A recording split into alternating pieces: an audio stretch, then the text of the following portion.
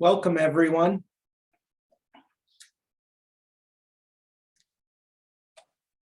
Hello. How are Hi. you today? Good. Thanks for coming to the training. Yep, I don't have the camera. I hope that's okay. No, totally fine. Not a problem at all. So I'll mute since we get students, so, okay. Oh, okay, no problem.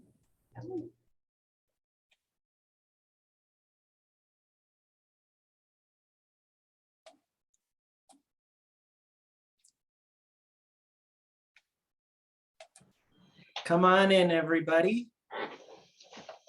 Welcome to our T3 training. Hi, Kim.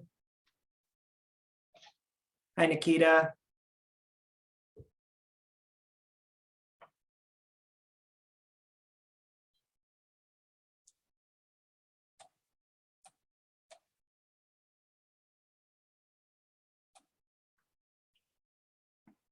Can everyone see my presentation screen?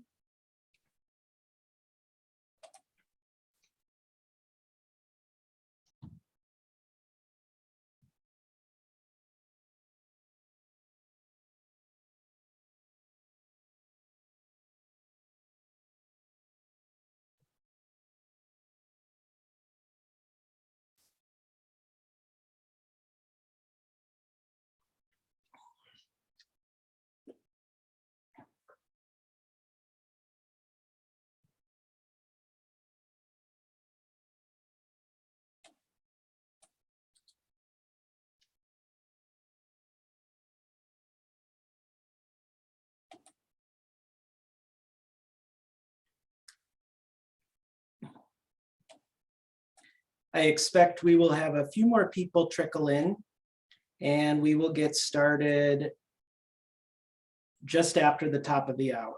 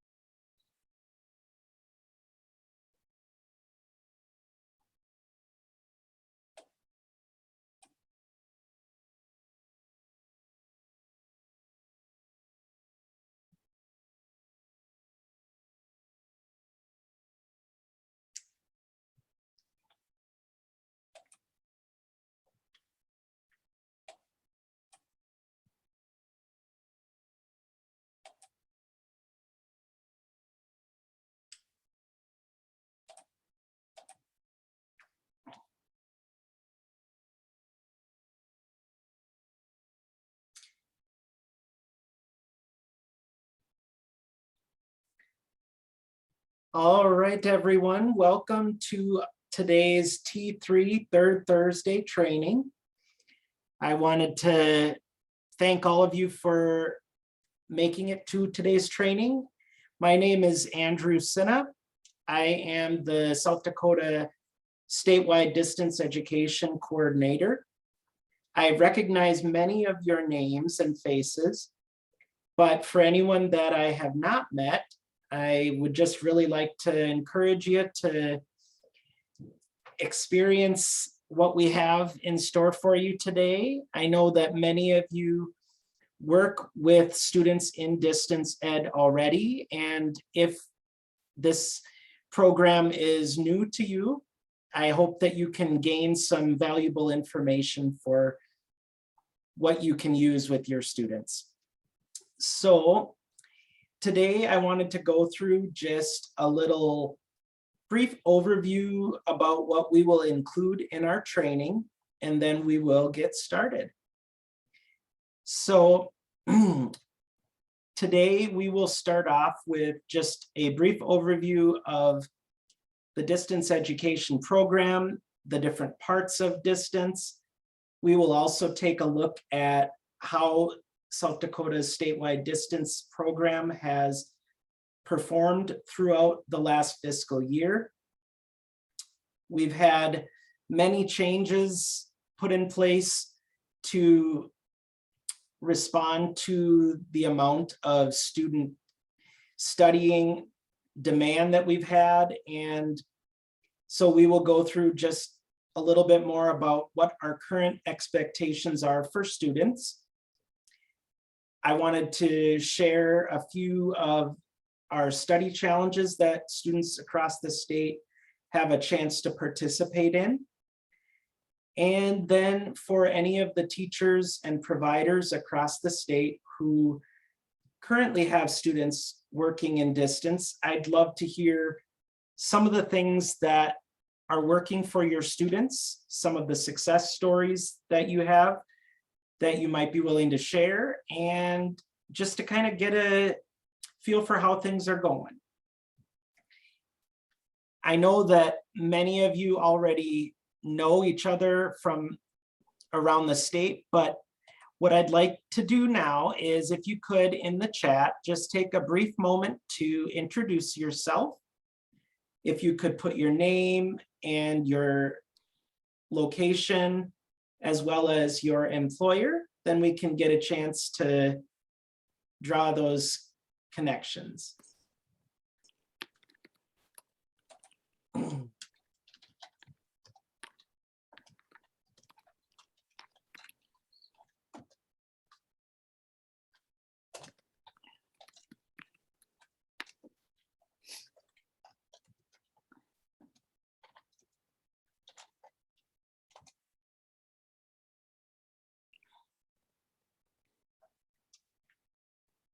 And I see we have a great selection of professionals from around the state. So it's just really exciting to have everyone here today.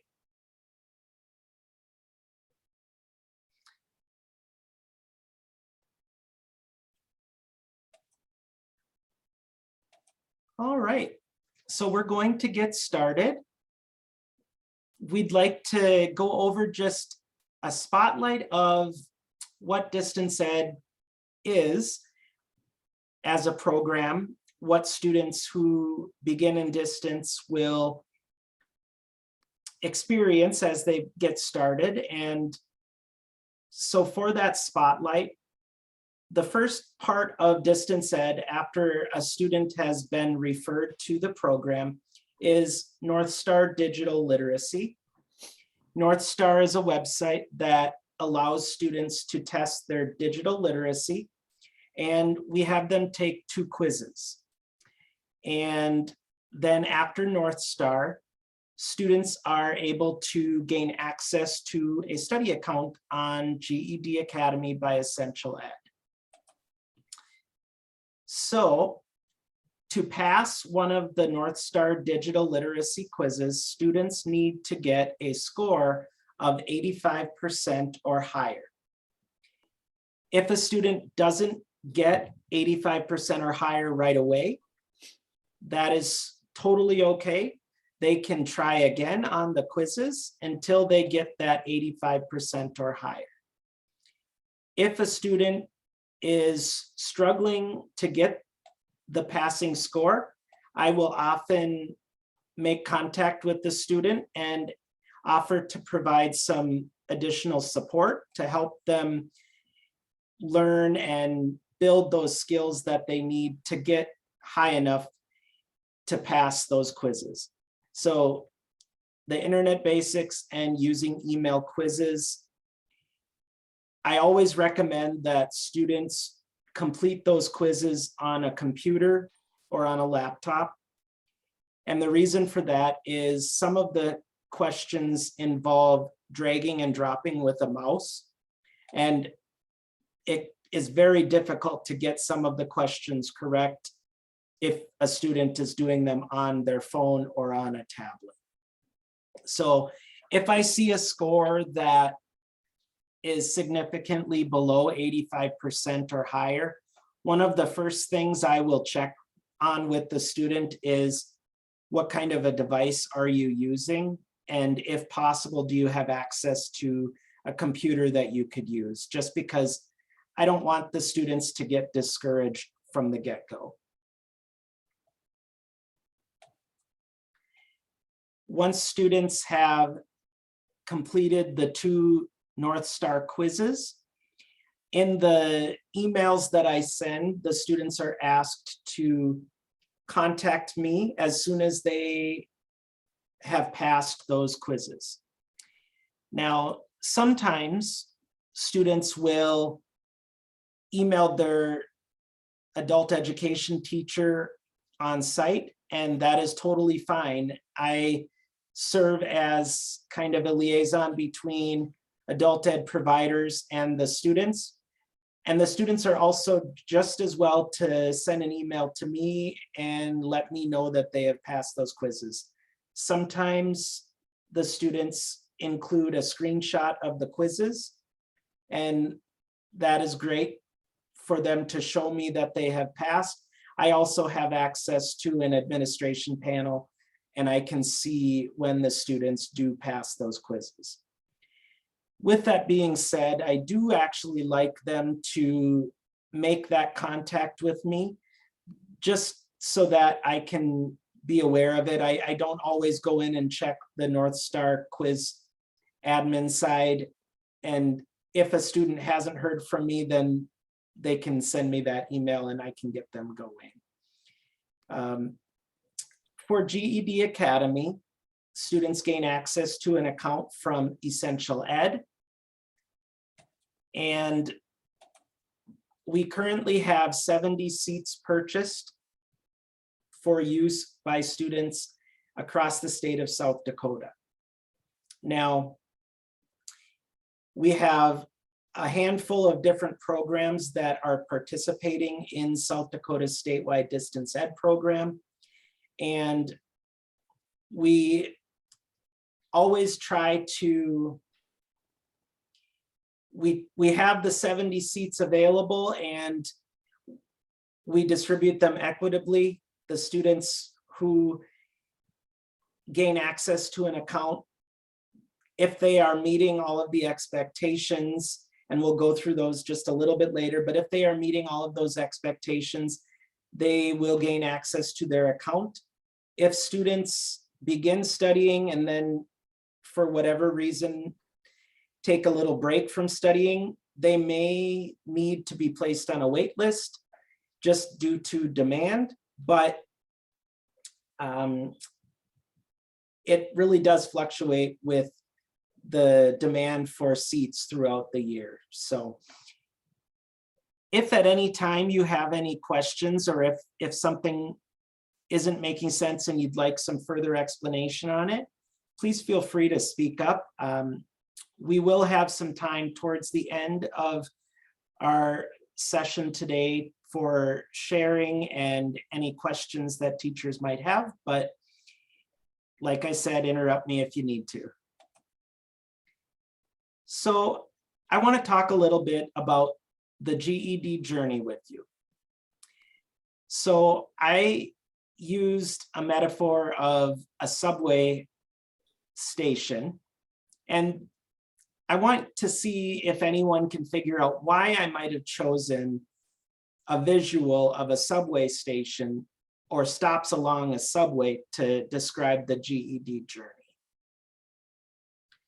If you want to put any possible answers in the chat, you can. I'll give you a couple of seconds to think about that.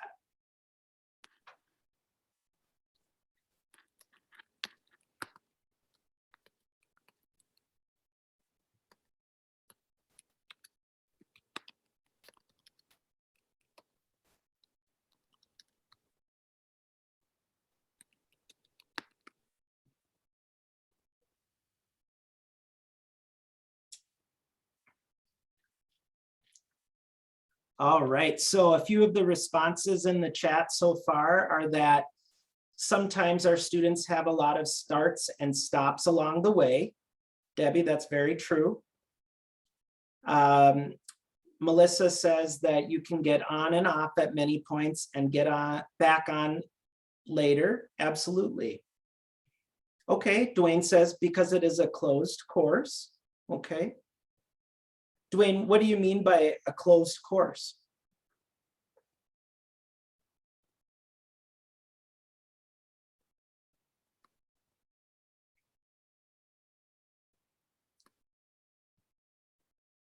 And in addition, I chose a picture of Times Square at the top of a subway sign.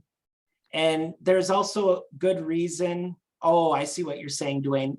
Only the students that are enrolled in the program are able to, quote unquote, get on the train and participate in the program. Absolutely.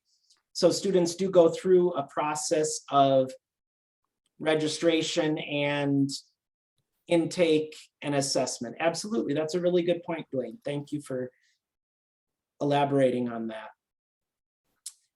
Yeah, so all of those answers, those potential answers are correct. So we know that many of our students face, oh, it's actually Comfort, not Melissa, I apologize. All right, yes, Comfort is Vermilion office today. All righty, thank you for that. But yes, on the GED journey, we know that many of our students, yes, you can, Nikita. Many of our students face a lot of barriers, and those barriers might be involved with possibly their past experiences. It might be, for example, a student who maybe had to stop coming to class for a reason. Maybe they had a change in their work schedule, or maybe they had challenges that their family was facing. There are at times a lot of stops and starts, like Debbie and Comfort had said, and that is okay. One of the things with distance education is that I try to look at things from the student's perspective, realizing that we all have challenges that we're facing and our students are no different. And so we talk from the very beginning about students when they first enter the program, they complete intake paperwork. If they are a Cornerstone student, they will also do a photo furnished of information like form. They will also do the equal opportunity form from the state. So there's that intake process. They'll take the TABE test for students that are pursuing their GED. And then after the intake and initial assessment is completed, teachers and providers from around the state will have the opportunity to refer students they think could benefit from distance to South Dakota Distance Ed. After that referral is made, I get a little notification in my email, and I go about the process of sending an initial email to students about the North Star quizzes and the steps they can take to complete them. After students pass those 2 quizzes that we talked about before, they will gain access to a GED Academy account. And GED Academy is a product of Essential Education. And so any of the direct communication that students receive for GED Academy, for example, their login information, that will come from Essential Education Student Help as the sender. I will also send emails from me, but I know sometimes there has been confusion when students are waiting for an email from me and they're like, I didn't get an email with my login, and it either has ended up in their spam folder because it ended up, based on their settings. But GED Academy is brought to us by Essential Ed. The reason I put class on as one of the subway stops is that many of our students are working in GED Academy as well as a face-to-face or virtual class with a live instructor. We've found that for most of our students, the best path to success is a combination or a hybrid of in-person class and distance ed. That has shown us through Cornerstones the best results. Now, students are also inside of GED Academy. Students are able to take practice tests whenever they would like to help focus on their progress over time. And those practice tests can be taken in math, in reading, in science, and in social studies.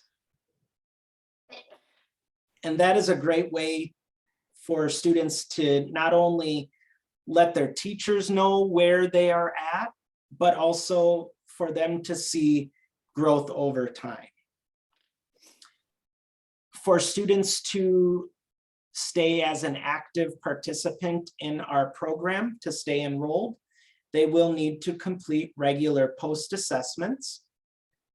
And for GED students, they will need to complete the TABE test. Like I said previously, I understand that students lead very busy lives. I respect that. And I also know that when students are working in the program, if they have been out of the program for long enough, they will need to complete a TABE test before I can reactivate their account. Part of me, I'm from Minnesota originally, so, the old Minnesota nice. Part of me wants to just give the students access to their account again so they can study. But as the distance coordinator, I also have to abide by certain rules. And so I sometimes have to put on a tough face and ask that students do contact their local adult ed center, their teachers, to schedule a TABE test. And so that is definitely an important requirement for students to complete. And when students are showing that through their practice tests and through the success rate of their lessons in GED Academy or in their face-to-face or virtual classes with a live instructor, students may be asked or given the opportunity to do GED ready tests, which, as many of you know, are the official practice tests that are brought to us by GED Testing Service. And each GED ready costs $6. And for students who are working in the program, at least for the Cornerstone students, we at times can provide voucher codes for them. And I'm guessing that many of the other programs around the state can do the same. So, like we said, all of our students are going to get onto the Subway GED journey at a different stage. Some of them will get onto the train and be able to exit fairly quickly, and that's great. And as we know, other students are going to be in for a longer journey, and that is also totally okay. And it's important that our students realize that. we need to be able to tailor our instruction and our support to students, and knowing that we all can find our own level of success along the way. So as part of the referral process, we talked just a little bit ago about how we have to have students complete an intake and assessment. And then it is the adult education provider or teacher who will send the referral to the distance ed program. There are times when I do get students who find an advertisement for South Dakota Distance Ed on the internet, and they will fill out the referral form themselves. That is totally okay, but I still will be referring them back to a local provider so that they can complete paperwork there. And our website where providers can find the referral form is cornerstonescareer.com/distance. And we also have a Facebook page, the Cornerstones Facebook page, and I can supply that in the chat in a little while as well, if needed. All right, so here are some statistics I wanted to briefly share with you. So as of fiscal year 2022, excuse me, Q3, in South Dakota's AFLA-funded adult ed programs, there were 1,358 participants. And if we take away the participants who were served in correctional facilities and therefore not able to participate in distance ed, the South Dakota Distance Ed program served approximately 19% of the adult education participants in the state. And the number of students that are referred from each program depends on the size of that program, with the larger programs typically referring more students. All right, so then we have a look at where our students are located throughout the state. As you can see here, we have a large number of students at the 5 Cornerstones locations from around the state. We have locations in Huron, Mitchell, Aberdeen, Yankton, and Vermilion. We also serve a large number of students from the Career Learning Center of the Black Hills in Rapid City. We have many students from the Right Turn in Pierre. And we also have students from Lake Area Tech, Sitting Bull College, and Madison DLR that we have served within the past fiscal year.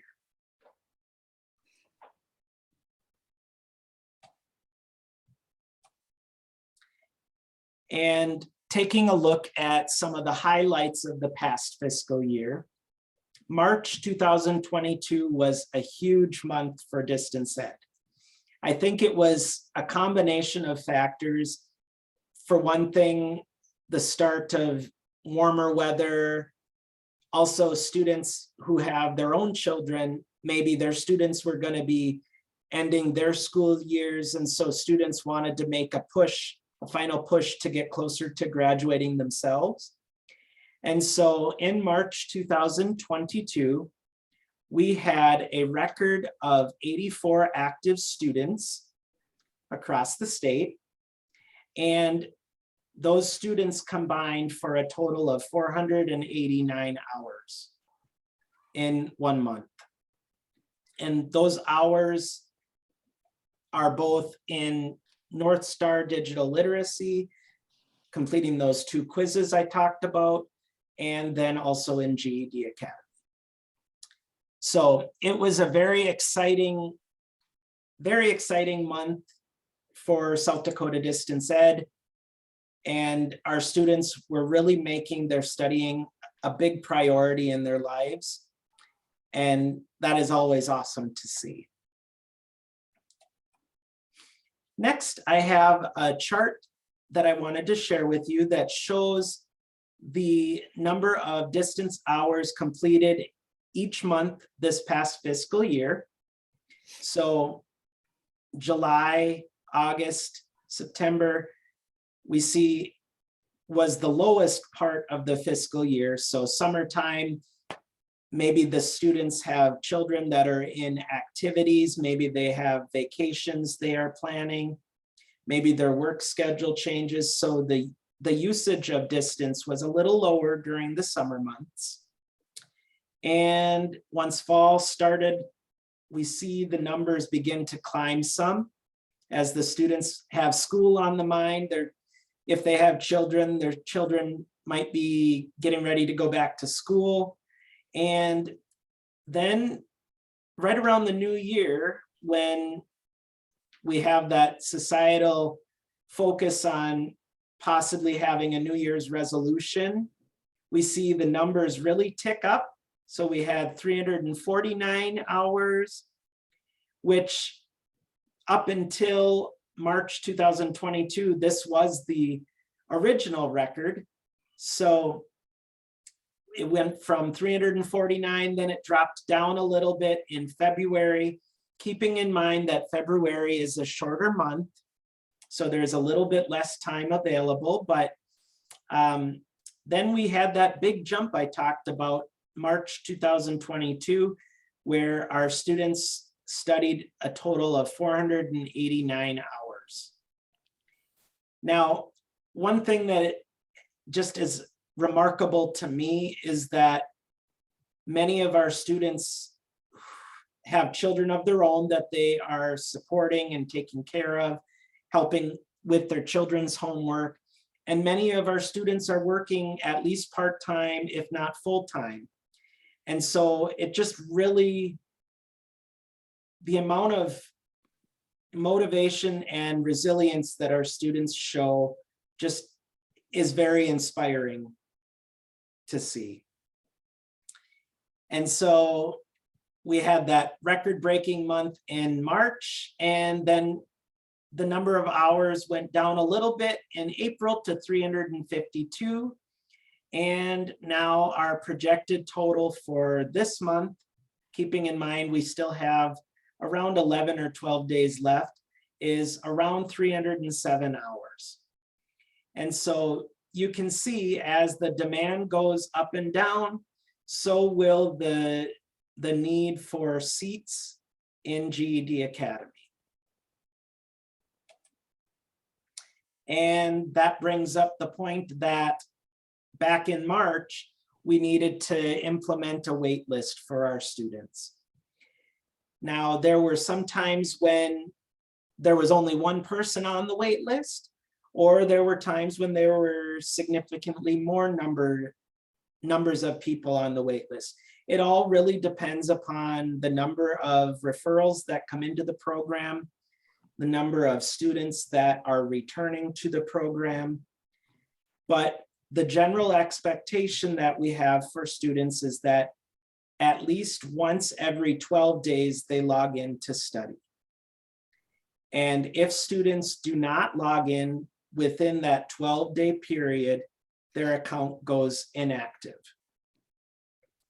Now, if a student, for whatever reason, maybe they have a family emergency, maybe their work schedule changes, maybe they aren't feeling well. We had,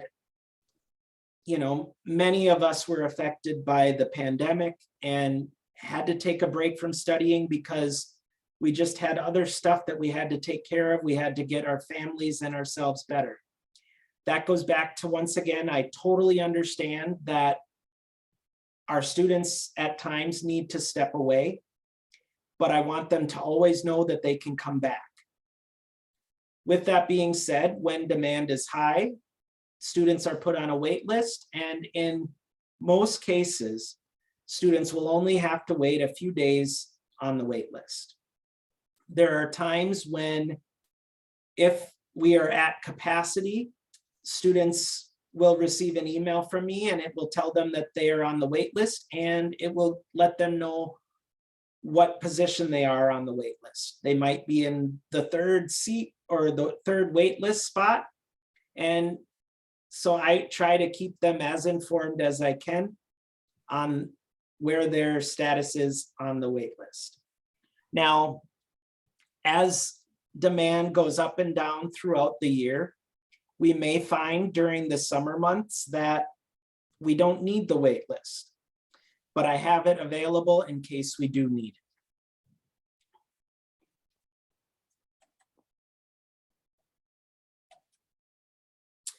All right, so now we're taking a look at study usage throughout the past fiscal year. As you can see, it kind of mirrors the previous chart we looked at, where the summer months are lower, and as fall and winter start up, the numbers increase.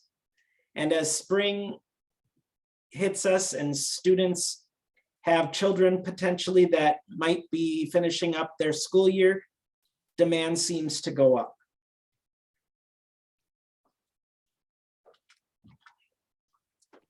So in March, we had the 84 active students, which is more than double the amount of students we had using our program that month than we had in July. So that is one of the big factors for why we had to implement a wait list. As you can see so far during May, our numbers are a little lower. Right now, we have 63 students who have logged study time between May 1st and May 19th. As of right now, we are sitting right around 70 seats are filled. And that is a little bit misleading because you would think, well, we have 63 students with hours, but you're telling me that we're still full. So the reason for that is there is usually going to be a little bit of lag time where if I give a student access to their study account, they might not log in right away. And as long as they are able to log in within 12 days, they still have access to their account. The one caveat to that is when students are reactivated, so this is a student who is returning to the program, and when demand is high, if students who have been reactivated do not log in within 3 days, they may lose access to their account. But once they log in again, then they have the 12 days like everyone else. If you have any questions, and Dwayne asked, are the seats above able to be allocated? Can you give me a little more details about your question, Dwayne?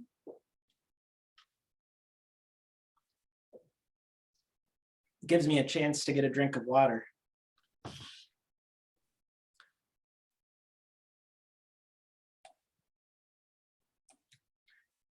All right, so as I am waiting to hear, and Dwayne, if you want to unmute yourself, feel free to do so.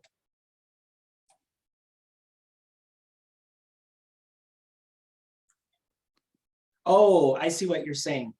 So Dwayne asked, can there be more students than seats allocated? So technically, yes. Technically, we have more students that are in the program than seats available. And that is when we implement the wait list. There are times that we go below capacity and then we don't need the wait list. But when demand is high, then that is when students might have to wait a little bit longer to gain access. Does that help clarify your question, Dwayne? So you're saying that students above the 70 allocated are on a wait list? That is correct. Oh, okay. I just nope. That is actually an excellent question. Yes. So any of the students that are in the program above the 70 seats that we have available would be on a wait list until they gain access. And the other thing to keep in mind is that the numbers of seats that are available change pretty much every day when new students are added and students that have reached that 12-day minimum, or the 12 days that they have available. If that expires, then their seat goes inactive, and then that seat would be available for a new student. Okay? So Andrew, the Yes, Jennifer. 84 you said we had in March, right? That means that there were 14. The 84 were students going off and coming back on, not 84 at one time active. That is, I believe I understand what you're saying. So basically in March, there were 70 seats, but 84 students at one time or another during the month logged study time. And it fluctuated based on the seats that were available.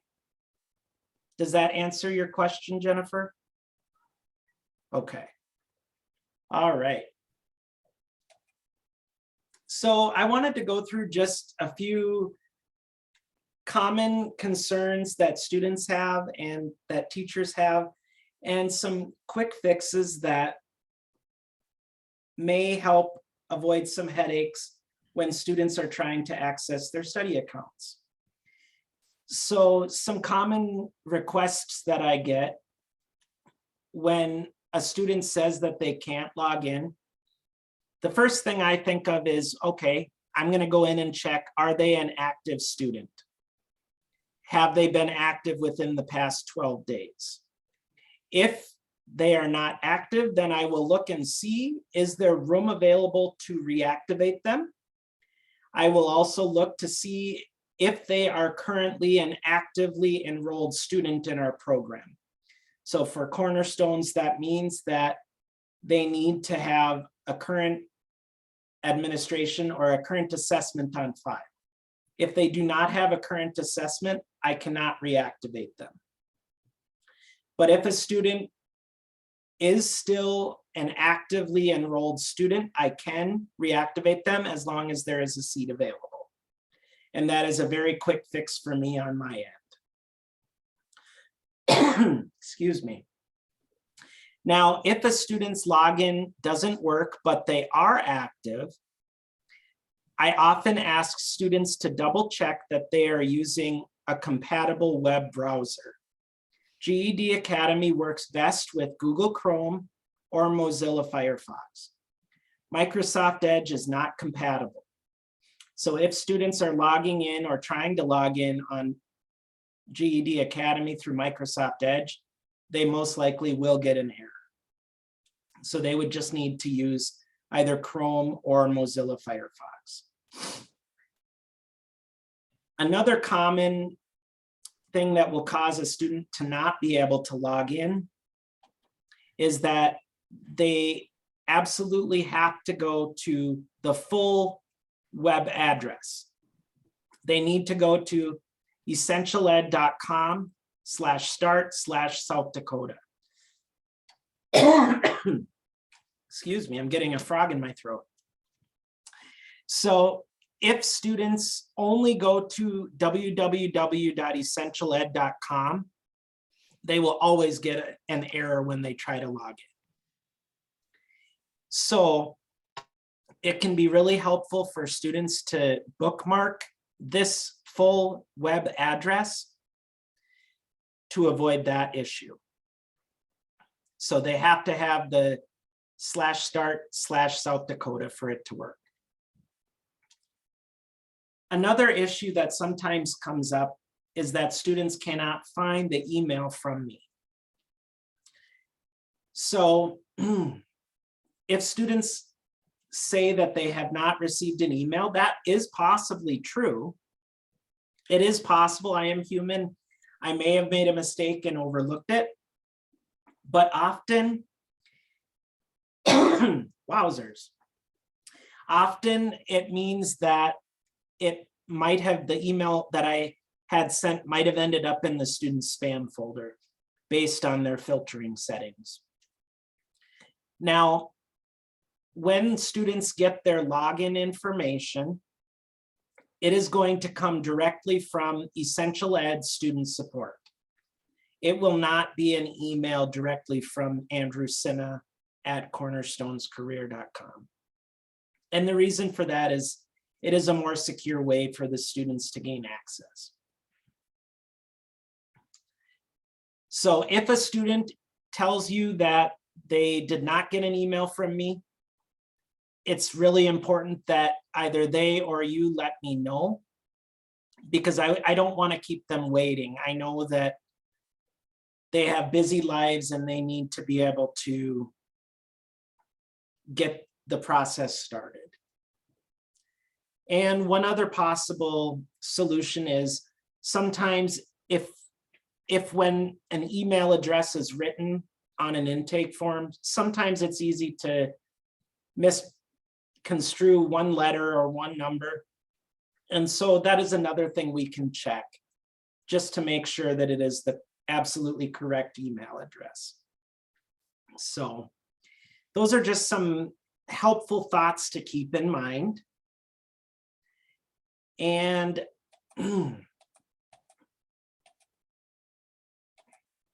I'm going to skip forward just because I know I wanted to give a little bit of time for teachers and providers to share their experiences, and because I'm losing my voice, but I wanted to share briefly some of the study challenges that the students have been able to work on. I focus on the study challenges because if we only look at, okay, what are your hours that you're putting in? Are you meeting that goal? It can get a little bit monotonous and discouraging, to be honest. And so we do regular study challenges to help the students stay motivated. My past experience before working in the distance program and at Cornerstones was as a physical education teacher and health teacher. And so I kind of look at the health triangle. Having balance in our students' lives is very important. Having them focus on their physical health, so getting enough sleep, trying to get some exercise for stress relief, looking at the mental and emotional side, thinking about ways that they can reduce stress, thinking about time management techniques and goal setting. And then I also try to encourage students to have a healthy social life. Just because they are studying doesn't mean that they can't still enjoy life. So through the distance ed challenges, I try to incorporate all of those pieces because I know how important they are. And then we focus on progress over perfection and place value on celebrating the small steps towards success.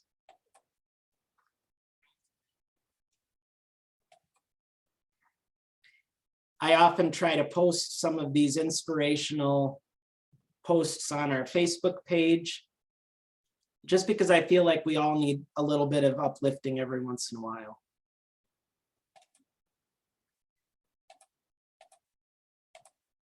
So this is our current study challenge, Many Ways to 12, encouraging students to be able to reach 12 hours. As over a year, that will equal around 144 hours if students get 12 hours each month. And I really wanted, through this study challenge, to have students see that there are really many ways to reach 12 hours. It doesn't have to be, oh, I need to do one marathon study session of up to 12 hours. They can do 24 30-minute sessions, or 12 one-hour sessions, 6 2-hour sessions, or either 3 4-hour sessions or 4 3-hour sessions. They can really cater it to their own schedule and their own current needs at that time. In June, we are going to be doing a Surf into Summer study challenge. Obviously, we don't have an ocean in South Dakota, but the visual of waves and momentum and the and the kind of video game setup of this, I hope will be inspiring for our students as we go into the summer months. All right, I know that I went through that information kind of fast, but I wanted to take the last 15 minutes or so to allow teachers who are working with students in the distance ed program to have a chance to share some of their input, share some of the success stories they might have. And if you have any suggestions on how to make the program work better for you and your students, I would be more than happy to hear that as well. So this is a great time if you want to unmute yourself, if you want to say your name and where you work, that would be great, and we'll go from there.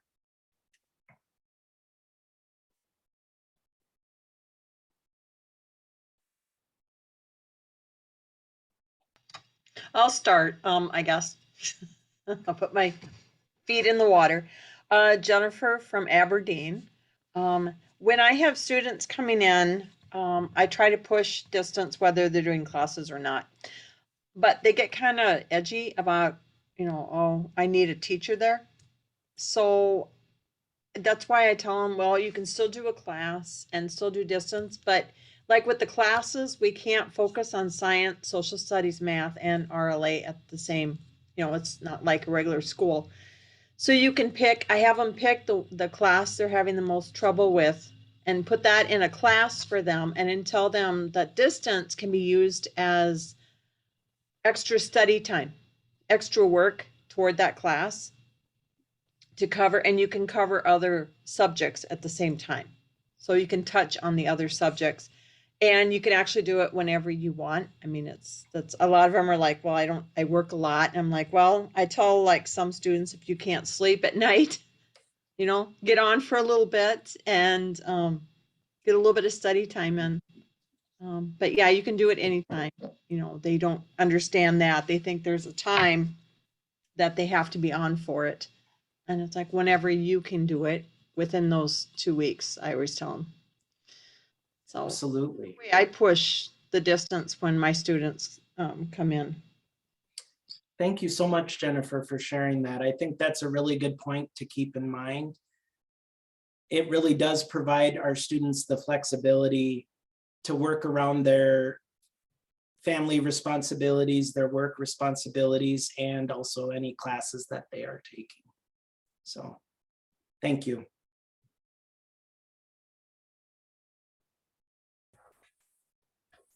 I think it's useful. Oh, this is Nikita. In Yankton. I think it's useful to tell my students to tell me when they've taken a practice test on GED Academy. I'm not sure what it looks like for everyone around the state, but I don't, I don't get it. It doesn't pop up as a notification when a student takes a test. So I tell them, if you don't tell me, I don't always know. I try to check in on them, but if they can tell me right after they've gotten done with it, I took this test, this was my score. It's a little easier to keep track of. Definitely. Definitely. That's a really good thing to consider. Thank you, Nikita.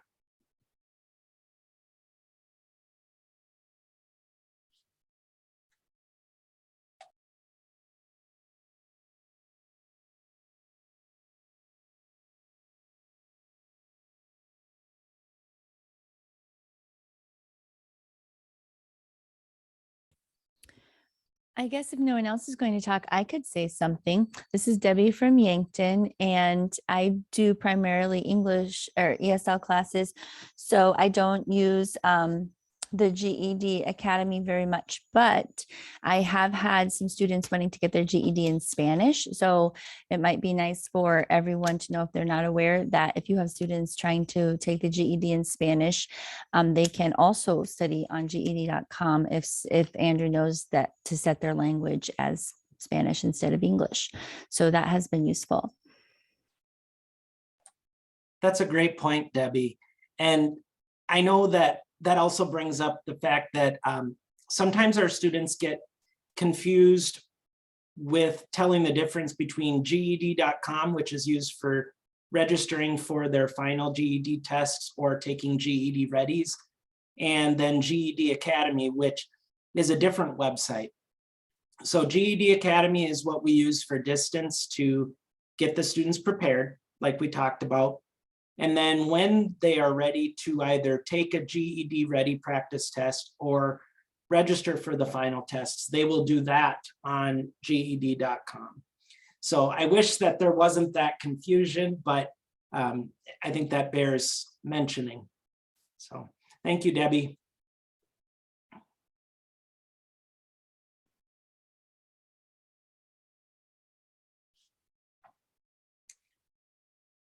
Are there any other teachers or providers that have comments or questions that they would like to share about what we've covered, maybe something we didn't cover?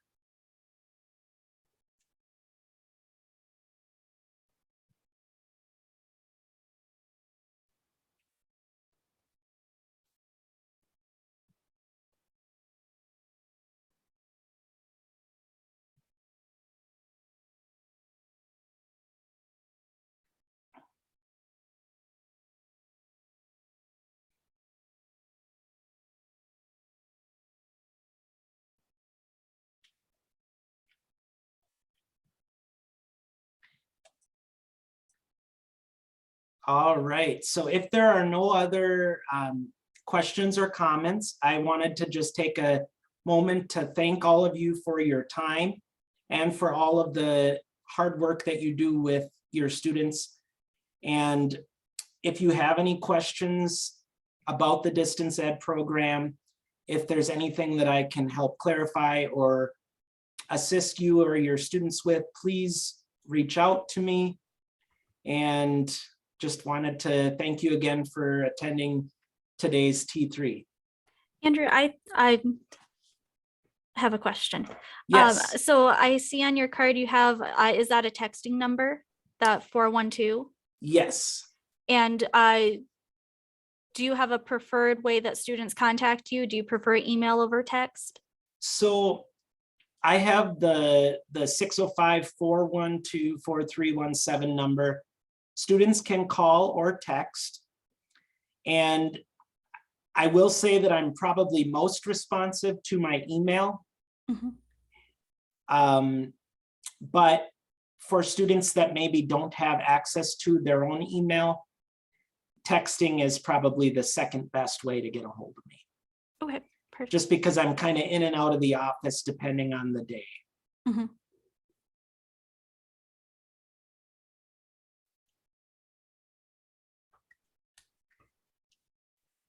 Do we have any other questions or comments before we head out?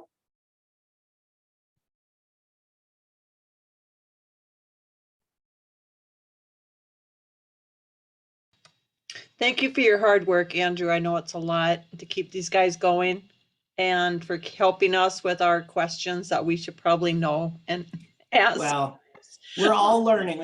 It's a lifelong learning process. So no, I'm glad to help, and thank you all for all of the work you do. So have an awesome weekend, everyone.